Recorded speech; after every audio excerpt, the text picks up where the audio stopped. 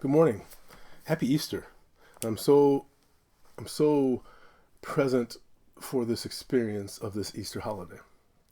I'm present because I know that Easter represents, in many ways, our greatest opportunity. I'm not talking about literally. I mean, in a sense, I am, but I'm talking about people of all religions, not just of Christianity. I'm talking about what it represents for humanity as a whole. Now, if you are of that particular religious background, it means far more. But I'm talking about for everybody right now. What can people get from Easter if they're not from that particular religion?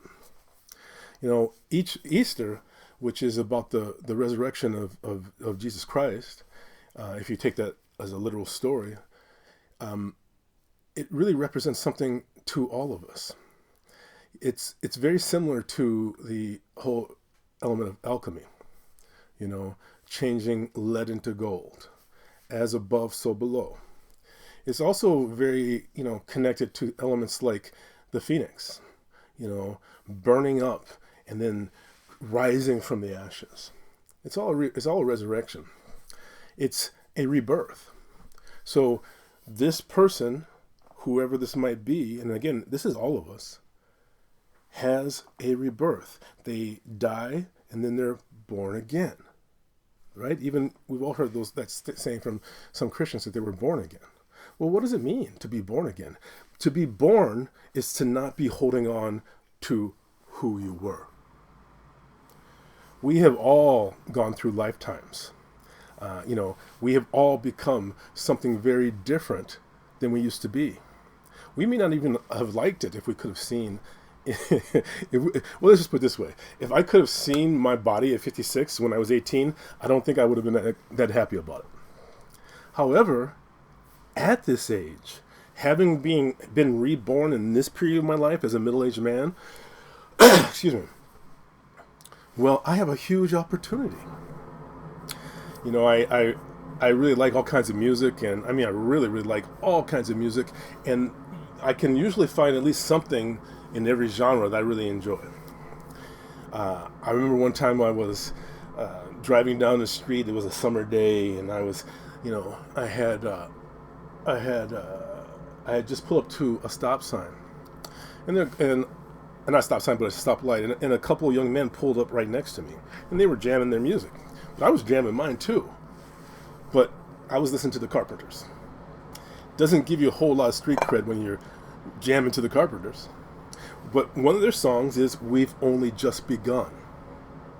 What does that mean? What does that mean? Why is she saying we've only just begun? They are married, and as such, they are rebirth. They are something new. So I just would like to encourage you and suggest to you that you allow yourself to become something new. That you allow yourself to let go of the past. That you allow yourself to let go of the resentment of those from the past. We have to let it go. If you can imagine going on a really great cruise, and all of a sudden something happens and the ship goes down, and there's one lifeboat that's a big lifeboat, and it's filled with everybody who was able to get in safely. But what happens if some of the people really don't like each other? I mean, maybe even what happened with the ship occurred because you had people of diametrically opposing views so committed to them that they did something that ended up destroying the ship. Now, you're in the middle of the ocean, and you have GPS and you have gas, but the indication is that you won't have quite enough gas to get to where you need to go in order to be saved. So you're going in that direction, and then some of this conflict occurs. Hardcore people on all directions. Maybe there's a Chinese person from mainland China. Maybe there's a Russian person. Maybe there are a few Americans, and they are very different political persuasions. Maybe you have someone who's Islamic, and maybe a devout Christian, and maybe someone who's committed as a Jew, and they're all together, and they don't like it. They don't like it because they don't jive with what each of them is about. If you want to survive, you got to let go. If you have just enough gas to get to maybe 30 miles from shore, and then you have to row the rest of the way, you've got to let it go. You got to pull things together and work as one. This is one of the reasons why in certain natural disasters, people really come together. You know, after a hurricane or a flood, or, you know, working to save people. You have more power when you're not just looking exclusively for yourself. So I just want to bring this up, and I really want to bring it up in terms of what it has the opportunity for us to mean. It has the opportunity for us to recognize the depth of the moment, that the moment is not just about length, but about depth. And if you are going to be grounded, you have to dig your roots deeply into the moment, meaning that you have to be very, very present, and you have to be committed to that presence. It's understanding that the essence of discernment, knowing which direction to go in, is about having the strength to be honest about what is. You can't get to where you want to go if you're really not being honest with yourself about what's going on. But it's not about the past. It's not about hating. It's about regeneration. It's about stepping forward and creating something new. It's about not letting yourself be on a string to other people. Essentially, what this is about is acceptance. The miracle making of acceptance. We have to accept what's happening. Things are never going to be the way they were again. Never.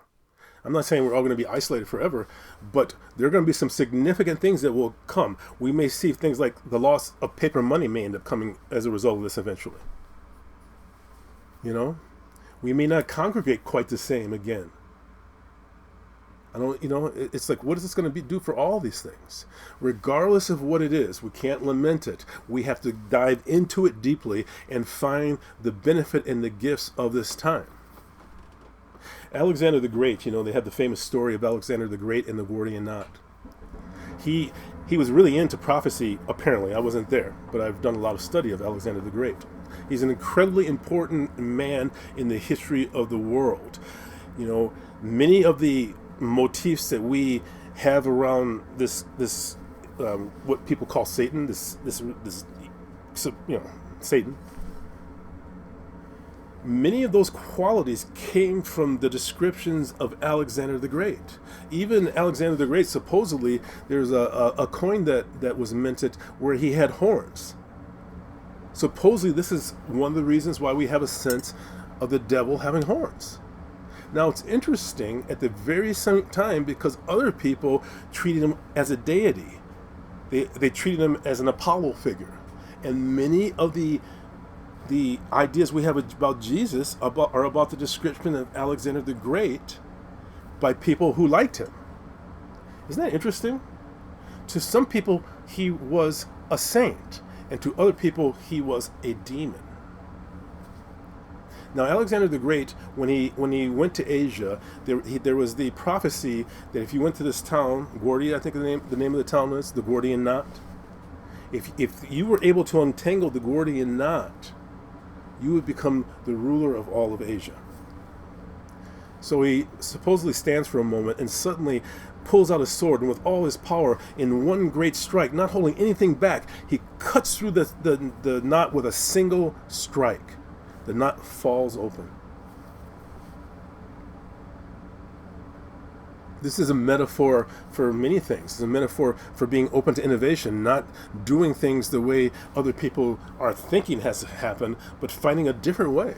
It's also about bringing your intent to one laser-like focus and moving forward, penetrating that dark cloud, penetrating it and getting beyond it. So I want to encourage you to be open to your new life. And if you do, there are going to be elements in it that are going to be so wonderful. You're going to become your best self when you recognize that this has happened for you in your own life, for you to develop the skills so that you really can be a support to humanity. This is our moment. This is our moment to be reborn.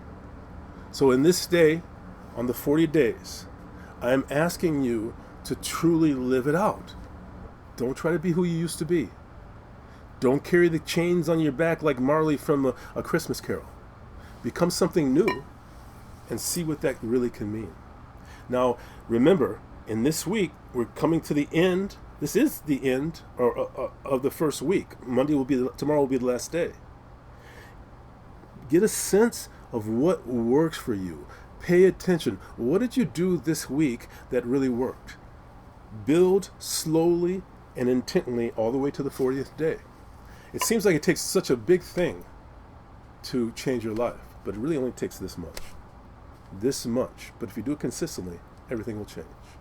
I wish for you a wonderful Easter, and I wish for you a really tremendous year through the rest of this year. We got this.